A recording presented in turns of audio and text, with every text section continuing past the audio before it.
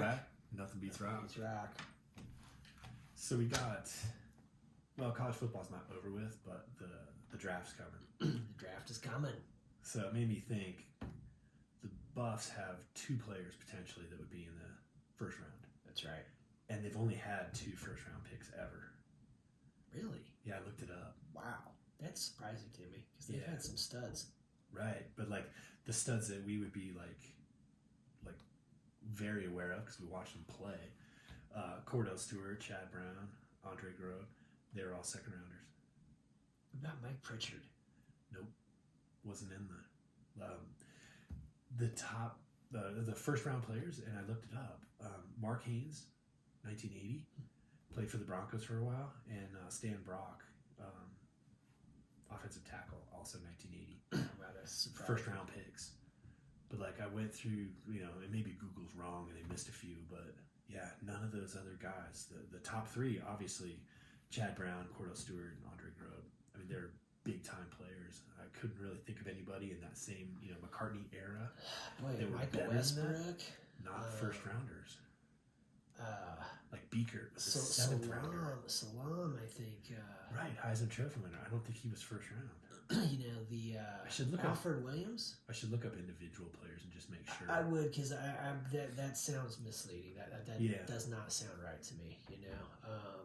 But anyway, even if this missed several, because I know you're right. Yeah, there's some guys. But I just wondered if maybe they were second rounders. But like Chris Naoli was a great offensive lineman. I'm pretty sure he was a very early pick. All right, I'll look that up again.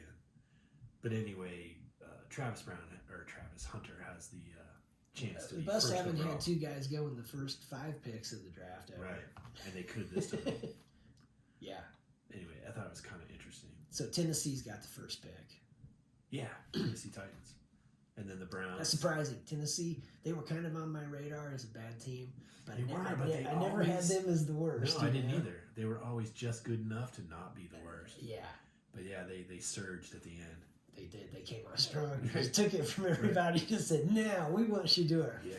Yeah. Poor Travis Hunter. The Raiders could not have him. The Raiders slid all the way to 6. I just win a couple games. You know what it made me think when I saw Antonio Pierce got fired? Yeah. Big Slip Andy. Yeah. Remember when you sent me that article and everything? I was like, oh man. And then just thought, holy crap, man, when you look at the AFC West right now, you got Andy Reid, you got Sean Payton and Jim Harbaugh. Yeah. You're looking at the Raiders, and it's just like, boy, you guys better get somebody in there who can do it, because this division is going to be brutal. Right. And guess Tom Brady's going to be involved in it, because he's a minority owner, right? So Bill Belichick decides not going to go coach North Carolina. He's going to the AFC West, coach the Raiders. I don't know if that would help, because he wouldn't have Tom Brady to throw the ball around. That's right. I mean, Brady's coming out of retirement. Right. Still got a little tread left. Bill Belichick, I think, was defensive, mastermind type guy, but not offense. Yeah. He was blessed with Tom Brady. Yeah, he's fortunate. Yeah. A lot of coaches would have wanted Tom Brady. Right. So they're gonna have to. I think they're gonna find somebody else. Yeah. Somebody else that knows offense and defense or something. But yeah, the Raiders went all the way to 6. So unless they're gonna mortgage their future and trade up, which they're likely to do, they give up the next few years of first and second rounders. We're gonna trade our first round pick with the Dallas Cowboys so we can hire Mike McCarthy to be our head coach. Right. Or do you move Remember on? John Gruden? Remember John Gruden when he was with the Raiders and everything, and then he goes to Tampa, and that was they traded draft picks to get Gruden and everything, and they Gruden won the Super Bowl for the Bucs the next year. Yeah, but I can see the Raiders emptying their future trade picks just to move up and get Shador and that's awesome for them, but then they have nobody else. Right. That's a Raiders thing to do. Yeah. Anyway, I'll recheck the Buffs thing for draft picks because it does sound wrong. It seems a little off. All right. So after that, we have quarterfinals or semifinals. Yeah, we got the Orange Bowl. Yep. On the 9th. Which is Penn State and Notre Dame. That is Penn State Notre Dame. That's Thursday night, right? And then I don't know what day it is. The 9th. What's today? Today's Wednesday. Today's the 8th. Today's the 8th. So it's tomorrow. Yeah, it's Thursday. Yeah, Penn State, Notre Dame. Man, I was surprised. The matchup predictor, Notre Dame, 58.5% chance to win, and they are actually favored by 1.5 points. Yeah. I'm surprised. I am too. I'm going with Penn State in that game. I am too. I think Penn State's offense and Penn State's defense are going to be a little too much. A little too much. Yeah, I just think that Notre Dame just kind of fits into that category of like they don't seem to play enough hard teams.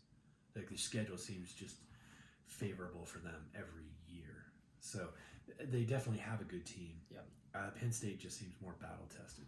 And now James Franklin, the coach for Penn State, is catching a little flack because he said that that both teams are going to represent their conferences really well. Oh, wait a second, we're going to represent our conference really well. And he said that he thinks college football needs a little more uniformity, and that basically saying Notre Dame needs to be joining a conference. They should. Now here on Nothing Beats Rock, we agree. Yeah, we agree 100%. We'd like to see that. They're just greedy. They've got their own TV contracts. You don't join one of these conferences, you're not playing in this playoff. Right. That's all there is to it. I think eventually they'll be forced to. There's going to be some sort of upper level league that will only feed a 16 or so. Like we were saying, if we get Commissioner Saban in there, and he gets to make it how he'd like to see it. Right. He was talking about 40 teams. 4 conferences, 10 teams in each. You're gonna play everybody in your conference, and you'll have a few. But these 40 only play each other. Right. There's no independence. No playing.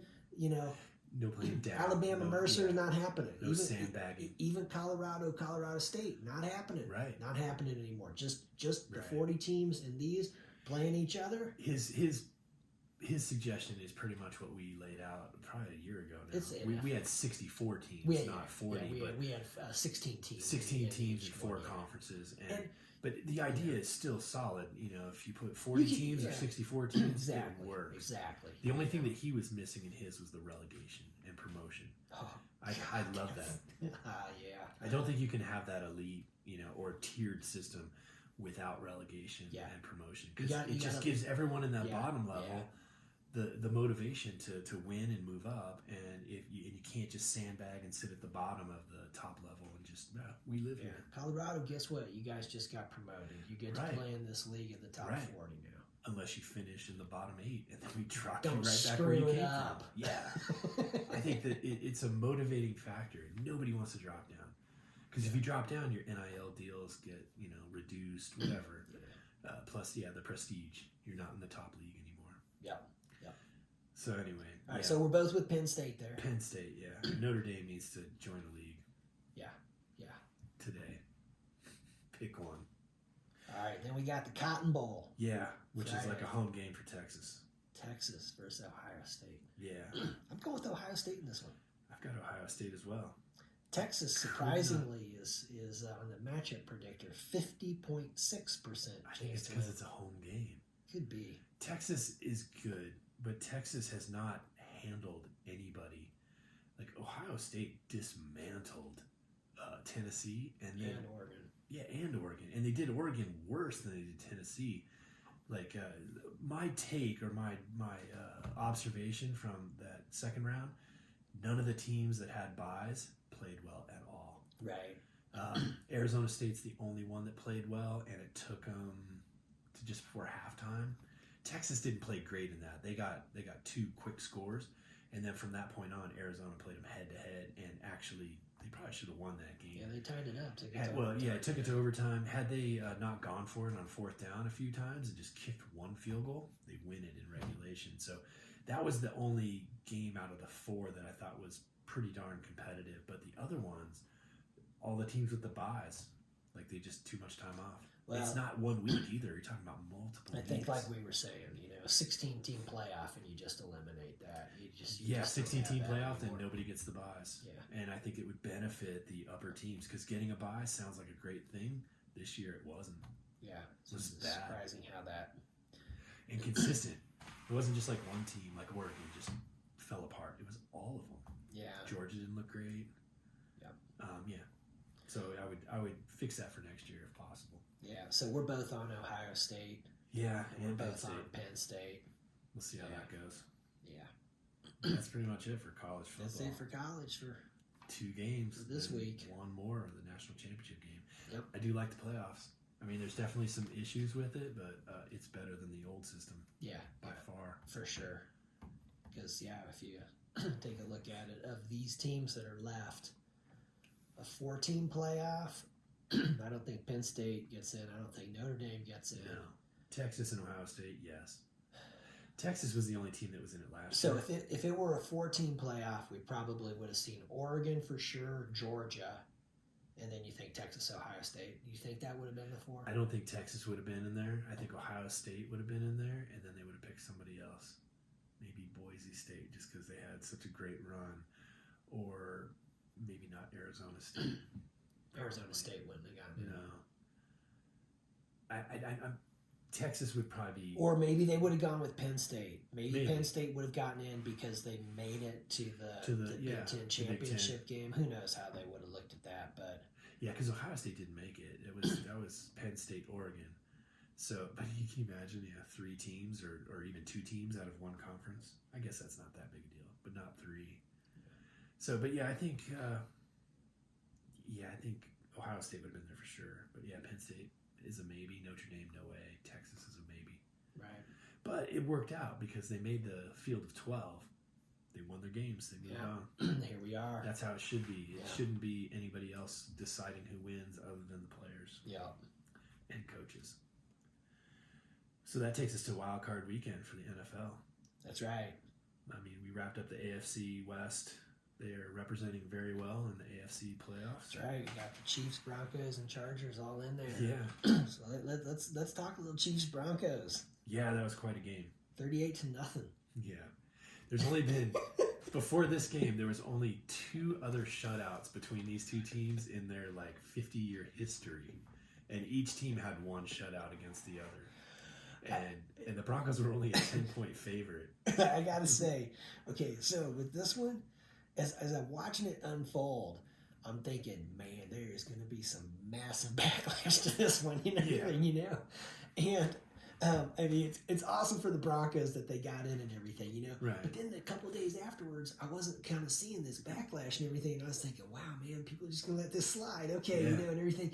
And then I finally saw it today, and it was Travis Kelce being asked about, did you guys lose on purpose to make sure Cincinnati would make the playoffs? And he's like, no, man, and everything, And then I see that guy Mad Dog on ESPN, just like, that game was despicable and everything, I'm thinking, here it is, all right, there's going to be the backlash. And what's so funny about it is okay, I'm looking at Andy Reid and I'm thinking, hey man, he has every right to do what he thinks is best to make sure that his team... He's done it all season. Exactly, like what his team...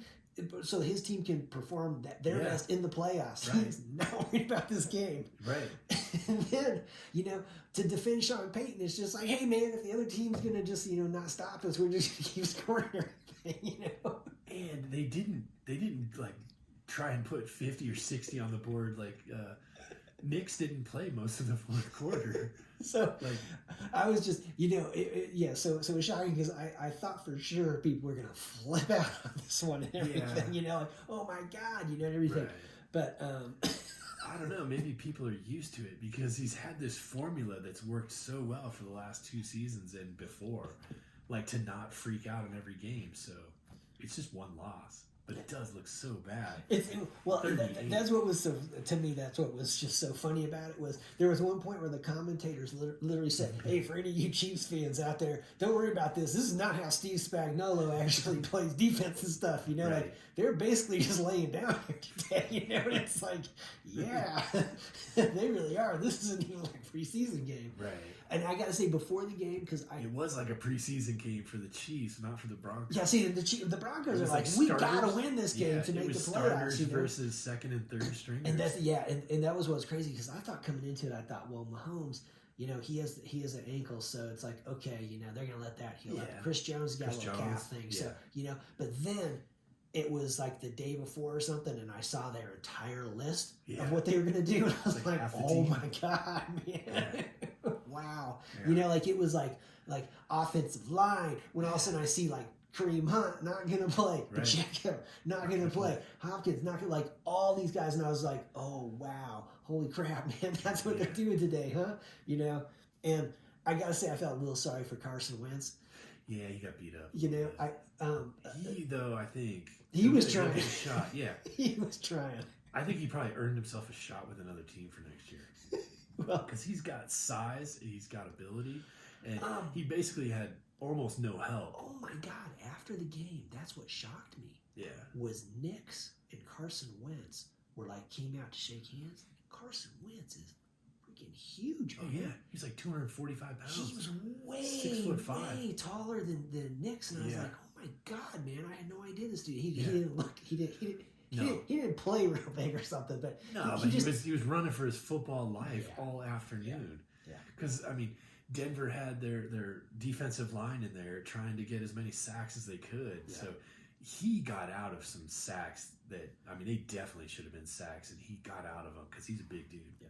200 because they said it on the program like I don't know 10 different times. Hard to sack somebody that's 245 pounds, 6'5". Like he's a big dude. it is crazy how some He's like guys, Allen size. some guys look a lot bigger when they're Yeah. playing. Right. And some guys, like, to me, he just doesn't look big and everything. And then all of a sudden, it was afterwards seeing him stand next to Yeah. Nix. I was like, whoa, man, Yeah, he he's is way bigger. really freaking big. Right.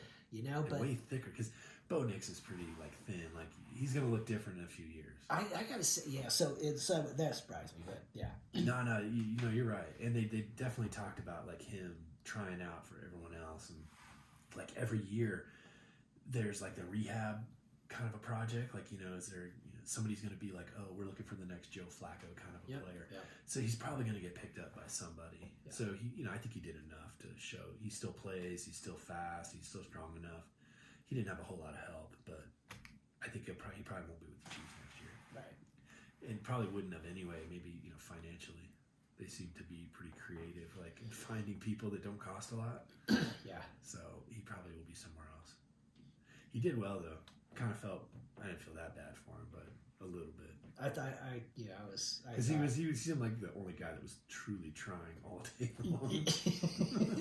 Everybody Now, else. I'll tell you this: the one thing that I think the Kansas City Chiefs are worried about is Harrison Butker. Kicker. Yeah. Harrison Butker. That he missed that field goal and everything, and since the knee surgery, he has Right. not played very well. And so, And he didn't miss that one by a little bit. It You was know. just wide by like 15 yards. yeah. So I think that there's some stuff there that they're probably glad that they're not having to play this first week, and they Sure. can really kind of fine tune things with him to be like, hey man, Well, and you've put in the last Sunday, they literally getting 2 weeks off for some people. yeah, and really, who knows with with Mahomes and those guys? Mahomes probably just like, I got the solution to that, man. We're just gonna score touchdowns. Yeah.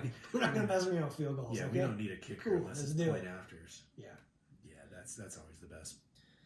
All right, and then we got the Chargers Raiders, 34-20 Chargers. So we got that right too. Yeah, And Antonio Pierce got fired.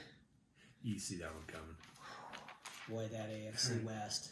They were so excited when they hired him last year. Yeah. Like he was turning everything around. The players loved him. It went absolutely nowhere. Yeah. And for the Chargers, it was funny because I thought coming into it that the Chargers didn't really have much to play for in this one, but then it turned out like no, man, they did. They moved up to the 5 seed. They passed Pittsburgh. They passed up the Steelers, so they're The the 5 Steelers seed. lost 3 straight games, and they lost a whole spot. Yeah, they messed themselves I up think because they should be playing in Houston, but losing 3 games in a row, they're they just playing in earned themselves. Baltimore now. They earned themselves a trip to Baltimore. And it does look like of the 7 AFC teams, the Steelers appear to be the one in the most trouble coming in right now. The team that you just think you just can't see them. I would say that I think the Broncos have a better chance of beating the Bills than the Steelers have of beating the Ravens. I agree. I think if you look at these other games, I could Texans, Chargers, you could see it going either way and everything. But Steelers, Ravens, I just think like, boy, I don't think the Steelers have a chance. And it doesn't even matter if it's the Ravens, if the Steelers were playing the Bills, if they were playing the Broncos, the Texans, the Chargers. Yeah. I would not pick the Steelers to win any of those. No, games. they look like they're falling apart. Yeah, And that game too, whoever they were playing, what's his name? He had a chance to get out of bounds and save the clock. Russell Wilson, and instead I remember that. dropped his shoulder and just, he pummeled the DB, but it was like you pummeled him and then you ran all the time off the clock and didn't get a chance for the game-winning field goal. Yeah.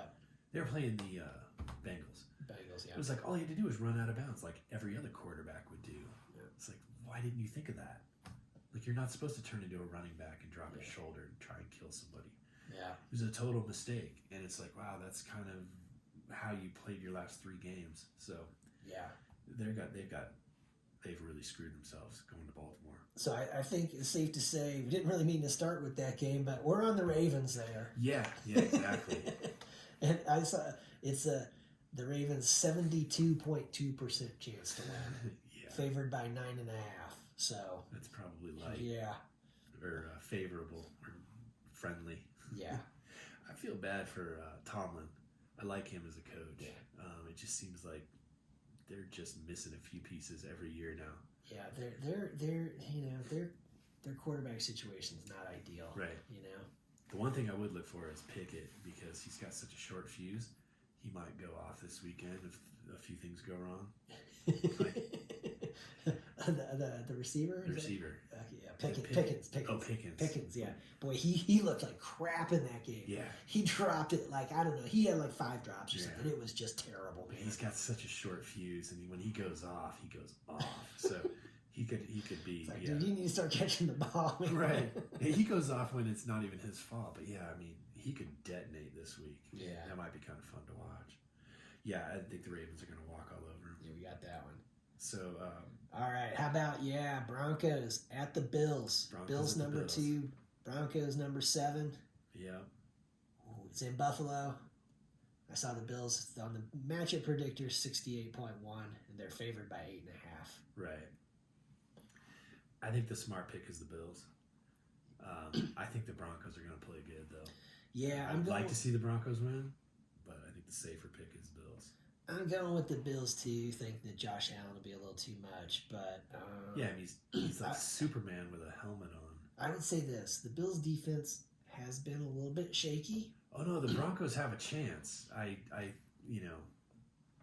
just think the safe bet is to say the Bills. Safe bet's the Bills. The Bills are at home and everything. And another thing, the Broncos I will not be surprised. beat the Bills last year in Buffalo. Right. 24-22. I won't be surprised if it goes that way, and I'll be quite happy if the Broncos pull it off. Because if they do pull it off, I'm pretty sure they would play Kansas City the following week. Definitely. They're the 7th seed. If the Broncos win, they are the lowest seed in the AFC. Right. They will definitely play the Chiefs. So then everybody would get to see, the Chiefs play the Broncos without the second and third. Yeah. For real. And Sean Payton might be thinking, maybe I shouldn't have run all that good stuff and showed Andy Reid some of my best things. I should have kept that, save some under wraps, But that the other would be thing an too intriguing is little matchup if they got to play each other in 2 weeks. A third time, I know. Yeah. I'm thinking that the Chiefs are going to play an AFC West team in the next round. The Broncos should have won in Kansas City early. Oh my God! If they had the field goal block. So think about it. Think about that. If they could have won both games. If they had, here's the thing: if they had made that field goal, then this last game would have been for real. The Chiefs would have needed it to be the number 1 seed in the AFC. All right. Okay, so they wouldn't have been able to They would have needed to win it. Otherwise, they would have had 3 losses. If they lost that game, that would tie them with the Bills. Bills had the tiebreaker because of beating them. So that they would have played goal. the Patriots. They would have played the Patriots tough too because they would have needed to win that. That's right. Oh, that's right. Because they ended up with 4 losses. Right? Josh Allen didn't play in all that. Right. No, so that one blocked field goal. That's kind of funny. I basically didn't even just thought, they won that game. Like, no, remember the Patriots game? Oh yeah, that. So, now here's another thing though. In this game, I kind of like Sean Payton more than McDermott. Oh, coaching wise, yeah. Yes and no. McDermott's been there a lot. He's definitely had to learn the hard way. And he's always coming up short, so it's a matter of did he take good notes and don't make that mistake again? Peyton's a little bit, he's in a different boat, I guess. He's got the underdog team. He hasn't been there year after year. Yeah. But McDermott has come up short a bunch of times. And see, it's making me think, how do you think the Buffalo Bills are going to feel if all of a sudden they get into the 4th quarter and everything, there's 8 minutes to go. If it's close, this is a one. See, that's the thing. If the Broncos are playing with very little pressure on them, the Bills have to win. They're expected to win. If the game is close, the pressure is on them. The pressure just gets turned up. Where the Broncos, they're playing with house money. They made the playoffs. If they lose in the first round, it's a big deal, but it's not the end Rookie of the world. quarterback, they made big strides. They haven't been in the overall would be playoffs for like, hey, 10 man, years. They're going the right way. Yeah, you know? everyone's still going to be happy.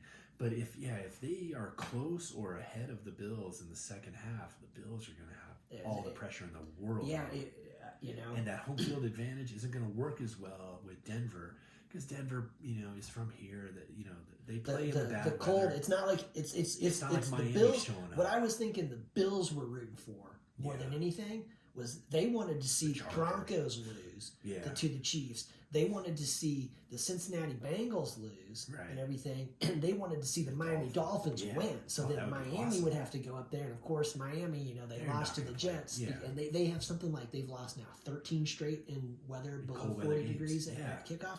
So, I think the Bills were kind of hoping somehow they'd be playing the Dolphins, and so the Broncos, So if the Broncos keep it, if they can somehow keep it close, the weather won't be as big a factor. It's going to be meltdown city if the Broncos beat the Bills in Buffalo. They're going to lose their freaking minds. Yeah, there'll be people fired for sure. Yeah, like McDermott, it might be like, dude, you know what, man? Yeah, you're going to have to learn those lessons somewhere else from now on. And that's the thing is thinking if this gets into the fourth quarter and everything, and all of a sudden, like how do you think the Bills are going to be feeling like if all of a sudden they're down 24-22 fourth quarter and they're going out there to kick a field goal at the end of the game? I don't think they're going to be feeling too good. But anyway, who knows if we're on the Bills. Yeah, who knows? Yeah, who knows if it gets to that? But the Broncos, they're not playing with the same kind of pressure on them that the Bills are. The Bills have to win. And thinking the way the Broncos, I think the game against the Bengals was good for the Broncos, even though they lost that game. They played really well, but still came up short. They went toe to toe with them and everything, and somehow I think the Bengals are not completely different than the Bills. They're a team that has a really great quarterback, a really some dynamic stuff on offense, but maybe a little bit of some holes in that defense, And Joe Burrow's not as big a threat as Josh Allen is to just take off. He's the difference between those two teams. Because if he gets 10-yard head start, anyone good luck tackling him. He is a load. Yeah, he's tough. Where Joe Burrow, he's a great quarterback. I like him a lot, but he's not the same kind of quarterback. He's not the I'm going to punish you if I carry the ball. He's going to slide or get out of bounds. Josh Allen's totally different. They literally need a linebacker, not really somebody fast. Because Josh Allen's quick. But they need someone to spy on him the whole game. There's games where you're just like, how did you let that guy run 27 yards for a touchdown? It's like, I know. That's the one guy you should never let run free. I don't, we'll see. I'll still go with the Bills. Yeah, we're on the Bills there. So we're on the Bills and the Ravens. And that brings us to the number 4 Texans and the number 5 Chargers playing in Houston. Yeah. Chargers are actually favored. I think they probably should be. Yeah, they're favored by 3. And Texas kind of has been limping along. The Chargers are tough. And with Harbaugh, they adapted his mentality instantly. Yeah. If not instantly, it was just in the first preseason. So very quick. They're tough, grind it out, mean. The Texans, I think the Chargers win that game. I'm going with the Chargers too. I think they're just a little too much for the Texans right now. So then that brings up the interesting matchup because if it does go Bills, Ravens, Chargers like we talked about, it's going to be Chiefs, Chargers. Yeah. So, like you said, it'll be an AFC showdown in week 2, no matter either way. Which is going to be it'll be crazy, brutal matchup. But it'll be crazy. I mean, it'll be more than a playoff game because it'll be like a divisional game plus a playoff game all rolled into the same thing. And going for it 3 times in a row, and the fans. I mean, it'll be crazy. It'll be crazy. Yeah. It'll be crazy either way. So if the Broncos were to make it or the Chargers were to make it, it's going to be. Now here's what would be great as AFC West fans. It would be awesome to see the Broncos beat the Bills and the Chargers beat the Texans, and all of a sudden we got 3 out of 4 of our AFC West teams being like, okay, who wants to coach the Raiders? Yeah, right. Because this division is going to be really tough, really mean. All right, so then go to the AFC. NFC, yeah. So Lions are the number 1 seed. Right. So they're off this week. And we got the Eagles, the number 2. playing the Packers, the number 7 in Philly. In Philly. Eagles. I'm going with the Eagles. Yeah. Hurts and Love, quarterback for the Packers, are both a little banged up. Right. You know, pretty sure that they're both going to play, but oh yeah. At first I saw that Hurts was injured and everything, and I was kind of thinking, oh man, if he doesn't play and everything, the Packers might come in there and knock them right out of there. He got beat by the Bears this past week, though. But then, then seeing that that Love was out also, so made me think it looks like the quarterback situation is a little bit of a wash there. It's I think they're both going to play. Yeah, and I think Love is more important to the Packers than Hurt is to the Eagles. Like, if you take one of them off the team, the Packers suffer more. Right. But the Eagles at home is a very, very tough place to play. Yeah, their fans are mean. Yeah, we're on the Eagles. There. Yeah. But that's an awesome matchup. Eagles, Packers. No, I like it. It's going to be a good game. Yeah. All right, then we got Commanders. Yeah. At the Buccaneers. At the Bucks. So the Bucks are number 3, Commanders are number 6. Then Tampa. Yeah. Tampa has a 58.3% chance to win it. They're favored by 3. Yeah. I'm kind of surprised. The Commanders are good. They're good. I watched them a couple weeks ago when they played Atlanta, and it was an awesome game just because both rookie quarterbacks. And Daniels is good. Oh, he's so good. That dude's good. I mean, and he doesn't seem like a run first, which is a huge mistake, I think, to be a run first quarterback. He seems more like Mahomes, where he's going to do everything possible to throw the ball. Keep it alive, trying to get somebody open. But if he does run, he takes off. Holy crap. He's so hard to tackle. He's fast. He's hard to get a hold of. He's slippery, and he's smart. He gets down. He gets out of bounds. He doesn't take any hits. Or not so far. Yeah. That's an intriguing one. Cause I'm on the Commanders. Yeah, I know. Just come out and say it. Yeah. And maybe Tampa's gonna, let their field grow a little long and everything. Maybe try to slow them down a little bit. Grass and everything, but I just remember the Broncos dismantled the Bucs early in the season. I remember that. And the Buccaneers have kind of struggled, and I think Atlanta helped them out late by missing a few games. The Buccaneers didn't. I forget who they played this week to secure their playoff spot. But the Saints. The Saints and Spencer Rattler was freaking shredding them for a while. I was like, wait a second, did the Bucs already lock stuff off? Are they not trying everything today? What's going on? It took a while for them to get a hold of that game. Yeah, they came through in the end. It was it was like, what is going on? Yeah. No, and I we're on the Commanders. I got a feeling the Commanders, they're impressive. And the only full game I've watched of them was the one against Atlanta. And that was an incredible game to watch. I'm not a fan of either of those teams, but it's just fun. It's just fun to watch. Both of those quarterbacks were so impressive, yeah. And to be rookies and to be taking their teams that far, and Atlanta just came up short, but the Commanders didn't. Yeah. So I like them. Yeah. The last game, Vikings at the Rams. Here we go, man. So the Rams are number 4, the Vikings are number 5. Right. And you know what? I got the other way around. The Rams are 4. Yeah, the Rams are 4. Yeah. Vikings are 5. 5, yeah. Maybe you did say it right. So I got to see that game between the Lions and the Vikings, and I have to say that that was what I expected more from the Vikings. Basically, the fact that they got down in the red zone over and over, and Sam Darnold basically was like at 1.0 of 8 or something passing the ball, and it was just like... There was one possession where they had 7 plays inside the 10-yard line, and they didn't score. Yeah, so, and of course they were going for it on some 4th downs, not kicking some field goals and everything, but there was a point where it was 10-9.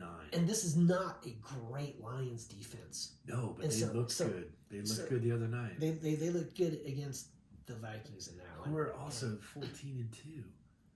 So I'm going with the Rams. I am too. I'm going with the Rams. I think they're going to go out there, and I actually think the Rams are going to surprise. And actually, I would not be surprised to see the Rams in the Super Bowl out of the NFC. It's weird how the NFC West worked, where they just beating the crap out of each other all year, and nobody really took charge of it. Because I'm pretty sure Seattle beat the Rams and still managed not to get into the playoffs. So it's tough. And I think the Rams, they had a lot of injuries to start out the season. Yeah. But they've got it set up, Like, I think they've got all the tools they need. And the Vikings, I picked the Vikings to finish dead last in the NFC North, and they did so well. But they did fall apart on Sunday night versus the Lions. Yeah. I have the Rams.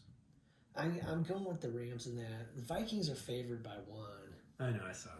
But yeah, I think they got demolished by the Lions, and the Lions have an incredible offense, but their defense is just like riddled with injuries. Yeah. I mean, they're the epitome of next man up. Yeah. Like, they've got so many. I mean, even during the game on Sunday, they lost 2 guys, and the next guy showed up and just started playing great. Yeah. Like, what's his name? Hutchinson went out in October. He was the leading sacker on the team. He's still the leading sack. That's right. I heard him say that. Yeah. You're like, you got to be kidding. And then the second place guy, he also got hurt, like, I don't know, 4 weeks ago.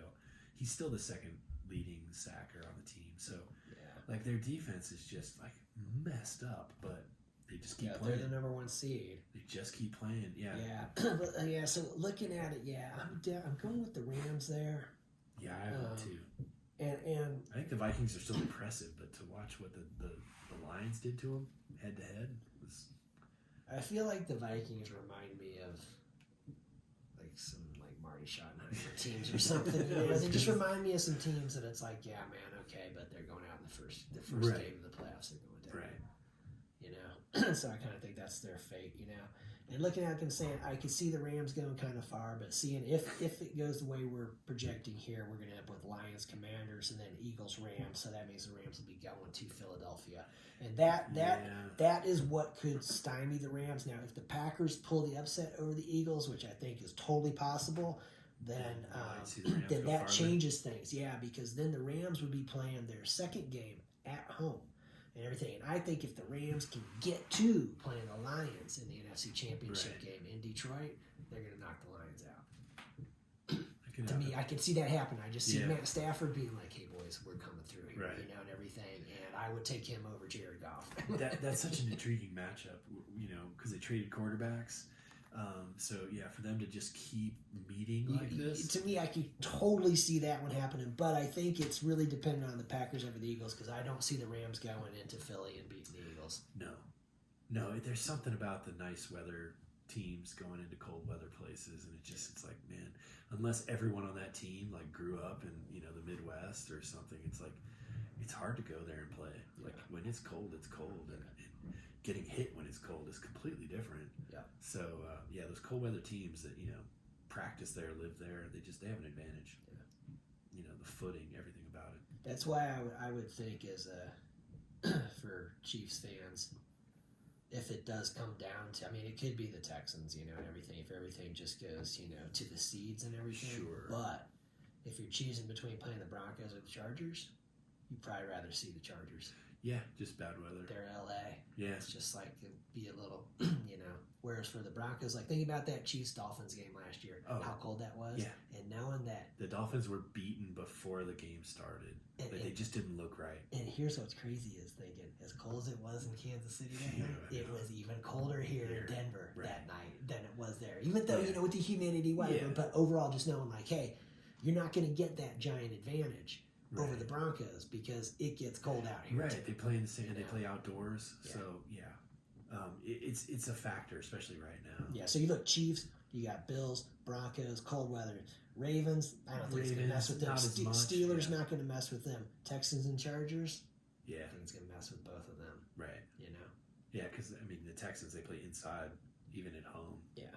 I mean, obviously at home, but, I mean, so they play in nice, you know, half of their games are nice. On the NFC side, the Lions, probably going to mess with them. Eagles, Packers, not going to mess with them. The Bucks, I guess it would mess with them a little. Commanders, they're probably okay. Vikings, they play inside too, so they're like the Lions. Yeah. But they definitely, they do play outside. I mean, they play in Chicago, they play in Green Bay, they practice. They have to go play a few. But look at the Lions this year, how you were saying. They only played three games outside the entire season. I know, that's crazy. And that's what, all because of playing the Packers and the Bears. The Bears, so that was two of them. And the other was, what was San it? Francisco or something. Rams? I think it was San Francisco. But it was just weird that, like, they played the Texans, they played Arizona, all inside games. Yeah. It's just kind of a weird one. I don't know how that came up. Right. I checked it, but Yeah. it was weird because what it was is they played the Packers and they're like, it was like week 7 or 8 and they're like, this is their first game outside. I'm like, what? So I looked at their schedule and then I looked at like their future schedule and it's like they only play 3 of these games outdoors. Right. I should have looked at the Vikings too because they kind of have a similar setup. Right. But they still live in those cold places, so it's better than the Dolphins. than the Texans or the Buccaneers. I mean, where it's just nice. Yeah. I mean, relatively. I mean, compared to. I mean, they might have bad days, but they're not Minneapolis bad days. Right. So there's some very good matchups. I like how the Wildcard Weekend shapes up. Yeah. Yeah. Good schedule. Definitely some awesome games. Really, the only like poor matchups got to be the Steelers Ravens because the Steelers just look like they're reeling. Who knows? Maybe they'll I know. maybe they'll pull it out. Watch the Bills roll, the Texans roll, the Yeah. Steelers knock the Ravens out. And it's just Right. like, Baltimore has the meltdown. Yeah. Clearly, we know nothing. It's the lock of the week. Yeah. You're right 52% of the time. You're wrong 48% of the time. Exactly. Nothing beats That's a rock. piece of rock.